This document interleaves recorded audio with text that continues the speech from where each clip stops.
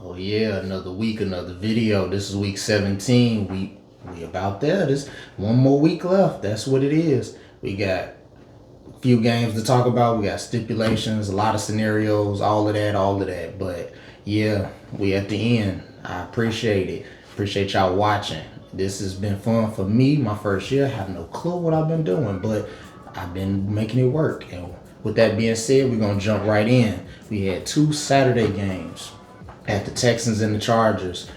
Texans took care of the Chargers 20-16, eighth straight win. They are not nothing to be played with. That defense is serious. Herbert, he did have 236 with the passing, one TD, one interception, 5 sacks. That defense is a problem. Anderson and Hunter, it's just a whole collective of a defensive unit. They are a problem. You could tell D'Amico Ryan's got his imprint on them because they don't give you no breathing room. You have little to no room for error with them. CJ Stroud, he started off hot, ended with 244, two TDs, two interceptions, but he was able to weather the storm. And even with those two interceptions, it really didn't matter because the Chargers couldn't do nothing on offense. I mean, they got a little bit going, but towards the end, did score the touchdown, missed the extra point. That made it 20-16, so it put him in the position to score a touchdown, not a field goal. And we know when we have to score touchdowns instead of field goals, that is a bigger challenge, and it doesn't always work out. And that's where we are. So the Texans, like I said, defense continues to do what they do. Stroud, he's starting to look better as he's come back from his injury, his concussion injury. Still not there yet. He's not the Stroud we used to see him, but he's working his way back. I think sometimes he just has to take the 5 to 7 yard pass instead of pushing it down the field. I know he's able to do it. You have the receivers to do it, but sometimes you leave a little bit on the board pushing it down the field. But I mean, all in all, he's getting better. The defense they on a whole nother level. So good luck playing that defense in the playoffs. Because Texans, right now, they're currently the 5th seed. They play the Colts.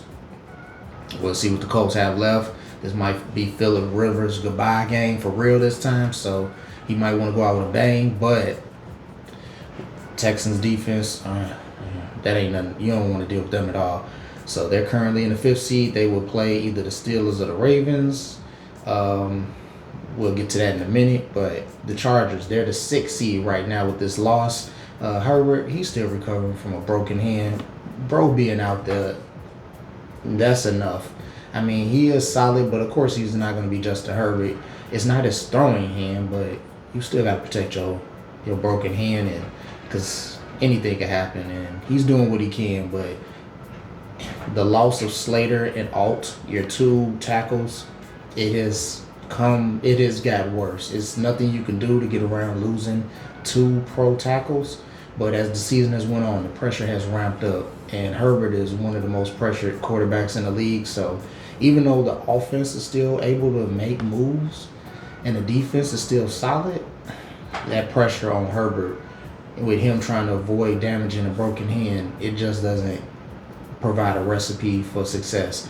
And the Chargers are the 6th seed. They currently would deal with the Jacksonville Jaguars, but they're not going to play their starters in the last week of the season, so they could drop. We'll see. They're not playing their starters against Denver, so Denver, you basically getting the number 1 seed. So congratulations to you in advance. Unless you throw this game away, you should have the number 1 seed, home field advantage. So congratulations to y'all. Texans, you could still win a division and move into the 3rd spot, but you would have to beat the Colts, and Jacksonville would have to lose against the Titans. I don't see that happening at all.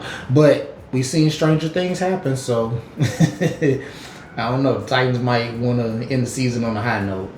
It really ain't. A win wouldn't end their season on any high note after the disaster they dealt with, but you never know. People might play for real. Anyways, so that's where we're at with those teams. The second game on Saturday was Baltimore and Green Bay. No Jordan Love, no Lamar Jackson, but There was Derrick Henry. He ran wild on this defense. Real quick, Hundley, he gave 107 yards passing, 1 TD, 6 rushing yards. He did do good. Willis, a backup as well, 288, 1 touchdown, 60 rushing yards. Both of the backups did do well, but Henry was the difference maker. 216 rushing yards, 4 TDs. Oh boy. That defense has fell off a cliff since Parsons went down. I know you can't replace somebody like that, but the last few weeks has been getting bad in key situations, especially against the Bears, and it just rolled over to King Henry just rolling over this defense. It was a nightmare. I mean, I know nobody wants to tackle that man in cold weather, but something gotta happen. You tried to hug the man. You can't hug nobody that big. You gotta put him down. Something gotta happen. But he is Derrick Henry, and with those 216 yards and 4 touchdowns, he is now 4th overall as far as running backs for touchdowns and 10th overall all time for rushing yards. So congratulations to you, big dog. You've been putting in the work. And Harbaugh, you see what that man did? I know you've seen it because you was there coaching. You see that's what you do. You give Henry the ball all the time as much as he can handle it, and then you let him go to work. We don't leave wins on the table because we want to take him out, and we don't have a real explanation of why. You give that man the ball, you let him cook. I'm not saying he's going to get 200 every game, but usually when you leave him in there, minus a fumble here and there, that man going to cook. So that's what you need to do. That's probably what you need to do against the Steelers, but we'll talk about them in a minute. So, Green Bay, your last game is against Minnesota. Minnesota is playing for nothing except for next year. But they are 8-8, and they probably want to just irritate you by pulling out a win, because they don't want you to go into the offseason. They don't want you to go into the playoffs with any momentum, because Green Bay has none right now. They have lost the last 3. They are locked into the 7th seed. So you're either going to play your rival, the Bears, or you're going to have another battle against Philly again, depending on how that swings. So that's who you need to worry about. Baltimore, you already know who you're going to play. You're going to deal with the Steelers, and we're going to talk about that game and see if it matters. So, the Steelers.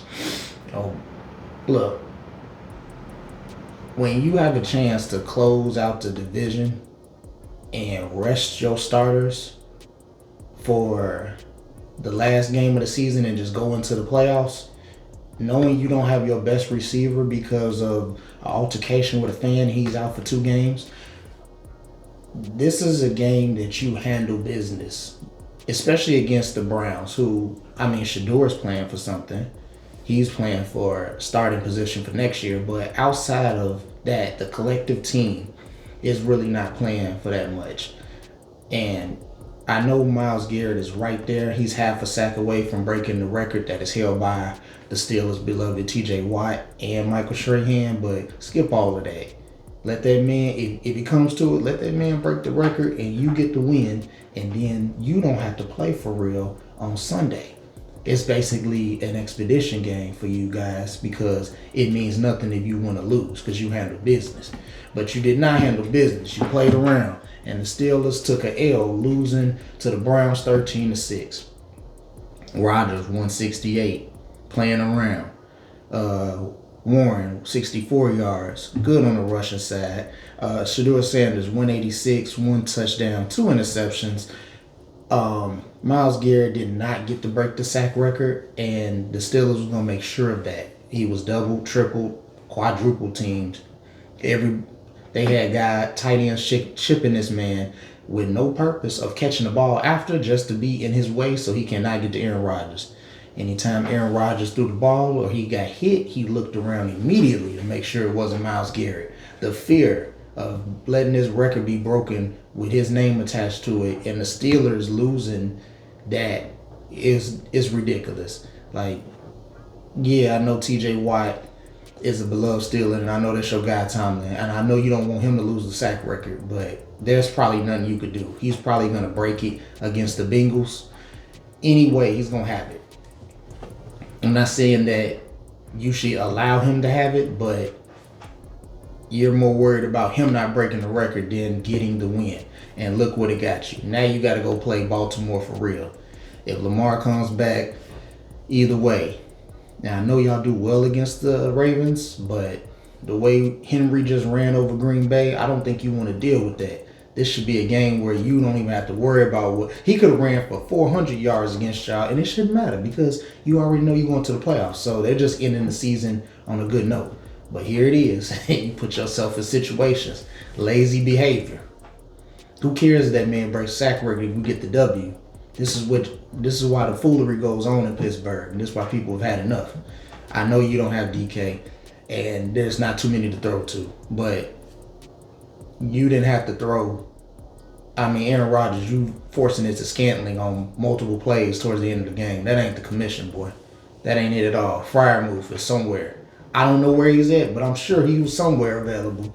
You know, Warren, Gainwell, these guys, you could have been better off throwing the ball to them instead of you trying to force it to a receiver just because you're familiar with him.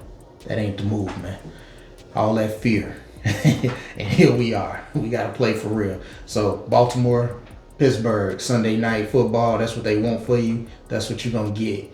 Whoever wins gets the division and the 4th seed. And you will probably play either the Texans, the Chargers, or the Bills. However that lays out. But yeah, Steelers do better. Do better. I know you didn't want that man to get the record, but come on now, it ain't that deep. You playing to keep him from the record. You're not playing to win. That ain't good. That ain't the commission. We're gonna move on. Buffalo. Buffalo and the Eagles do have a battle. But Buffalo comes up short as the Eagles win 13-2. Allen, 262 on the passing side, 2 rushing touchdowns. Game tying rushing touchdown. For a moment it was. But he was sacked 5 times. That Eagle defense was all over him. Cook had 74 rushing yards, but it didn't do enough. Hurts, only 110 on the passing game. Brown, 68 yards. It's crazy how the Eagles can do little to nothing, and they have coasted offensively this year, and they are still in position to be the 2nd seed in the NFC. It's wild to me. Like, all the talent. I guess when you have the talent, you can coast. And I don't know, maybe the Eagles don't want something to happen like a couple years ago where they won, they was dominant, went to the Super Bowl, they lost. They came out smoking, started 10-0, and then fell off a cliff the second half of the season. And then they got put out in the first round. So maybe they said, we ain't going to let that happen again. We going to play for the Super Bowl. We not playing for the regular season. Because regardless of how good or average they play, they find a way to win. But the Bills did shoot themselves in the foot because Allen did score a touchdown with 5 seconds left to make it to be able to tie the game at 13-all, but for some odd reason they decided to go for a 2-point conversion to win it, and it was no bueno. Buffalo, what's the point of going for the 2 points? Like, your defense only gave up 13 points. It's not like you was in an offensive battle where guys was getting cooked and you knew that you had to score here because you probably wouldn't be able to stop them later. Like, the defense was holding up. I mean, I think you kick the extra point going to overtime. I mean, I'm not an NFL expert though, so maybe they seen something. Maybe they felt it was something different that could happen, but it didn't work out for them. And it was kind of an unnecessary loss. I think you just kick the extra point, go into overtime, see what you do from there. Because you're going to get the ball at least once. So, but the comeback falls short. The Eagles led 13-0. They let them back in, but Bills killed themselves in the end. So now, Buffalo, you're currently the 7th seed. As it looks right now, you'll play New England. I don't think that matters to Buffalo because they don't fear New England. And they could move up, but that would require a win against the Jets. I think that's check. And then either a loss from Jacksonville or Houston. So Jacksonville plays the Titans and Houston plays the Colts. So one of them have to lose. Plus a Buffalo win against the Jets to move up out the 7th spot. Who knows? They might just stay there because I don't think they have any concerns about the Patriots. I know that's a division rival, and Patriots have had a great season, but Buffalo still feel like they're the dominant team in that division, and I don't think they have no problem going on the road to New England and showing that. So that might be your spot. That might be who you deal with, but we'll see. As far as the Eagles go, you're still undecided. You're in the 3rd seed, but you can move to the 2nd, and that depends on what the Bears do. We're going to talk about them in a minute. But so the Bears and the 49ers decided to have a shootout. Who knew? 49ers pull it out 42-38. Caleb Williams, 330 yards, 2 TDs. Brethren, Luther, 138, 1 touchdown. Hey, they was getting to it. Purdy, 303 yards passing, 3 TDs. Had the interception in the beginning of the game, and he didn't look back after that. He also added in 2 rushing touchdowns. This is his 2nd game with 5 touchdowns. 2 games in less than a week, 5 touchdowns each. That boy is on him. He's on something. McCaffrey, he did his usual day at the office, 140, 1 TD. That man, hey, if Purdy and McCaffrey is playing like this, good luck to everybody, because this is without Ayuk and Kettle. And as many injuries as this team has had, Purdy and McCaffrey included, for them to be 12-4 and be in a position to possibly have the number 1 seed in the NFC, just shows you what kind of team you're dealing with. With all the injuries, all the different situations, the coaching, and the discipline of this team, it just shows you that San Francisco is a problem. And they have been showcasing it the last few weeks. But Chicago did have a good game. Both of these teams showed you that their biggest problem going into the playoffs is their defense. Lack of pressure on the quarterback, because both quarterbacks did whatever they wanted to. It wasn't an issue. San Francisco did stop the Bears towards the end of the game. They did keep them out the end zone. And the last play, they did pressure Caleb just enough to make him throw an off-balance throw, and it came up incomplete in the end zone. So I guess the defense did show up at the right time. Hey, better late than never, huh? So both of these teams, that's their problem. But it was an entertaining game. So San Francisco, they have a chance at the number 1 seed in NFC. They play Saturday night against the Seahawks. Whoever wins that gets the number 1 seed and home field advantage. San Francisco, if they get home field advantage, they could basically never have to play an away game the rest of the year, because they will have home field advantage, the division, conference, and at the Super Bowl, because they're hosting the Super Bowl this year. So that could be a thing to look forward to, look to motivate you. But Seattle's going to come with it, so that won't be an easy game. But we'll see what happens with that. Chicago, they play Detroit. Detroit really has nothing to play for, but I don't think Detroit is willing to lay down to help Ben Johnson. And they want to end their season on a high note to let Chicago know that they're not finished. They will be back next year. So I think they're going to get a full challenge out of Detroit. I don't think they're going to lay down and give them anything. So, but if the Bears do beat Detroit, they'll get the 2nd seed. And if they lose and Philly beats Washington, looks possible, they would get the 3rd seed. So it's kind of depending on who the Bears think they want to play. Do you want to deal with Green Bay?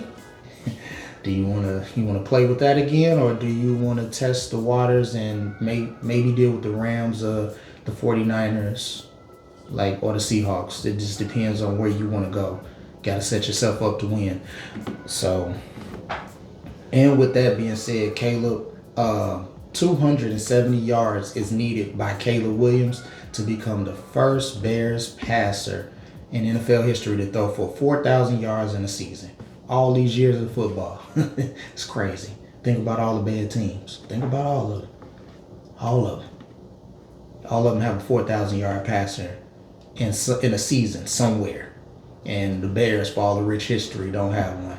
Kind of strange, but 270. That's what Caleb got to do. But no pressure, Caleb. Just putting it out there.